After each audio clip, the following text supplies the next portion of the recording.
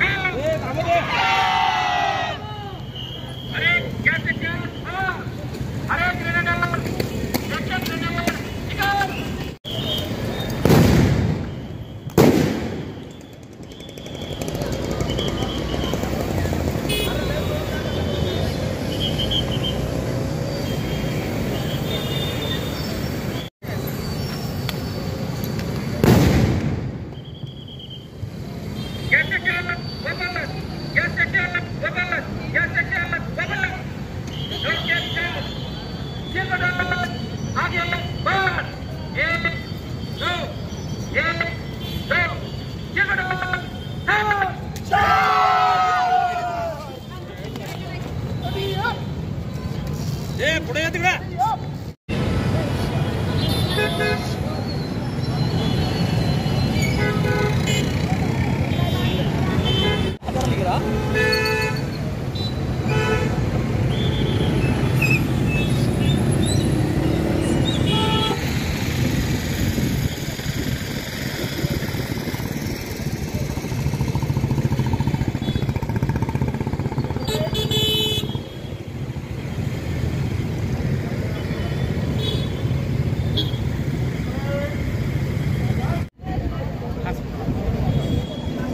आज सांगली शहर उपविभागामध्ये एका मॉक ड्रिलचं आयोजन करण्यात आलं होतं। सदर मॉक ड्रिलमध्ये सांगली शहर उपविभागातील 4 पोलीस ठाणे, ट्रॅफिक विभाग तसेच पोलीस हेडक्वार्टर येथील अधिकारी अंमलदार त्या ठिकाणी उपस्थित होते।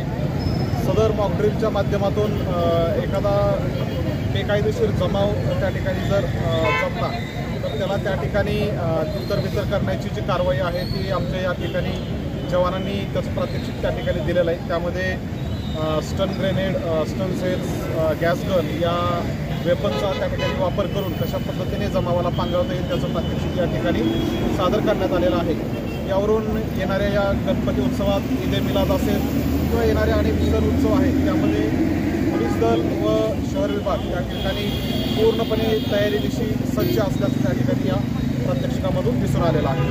जय हिंद।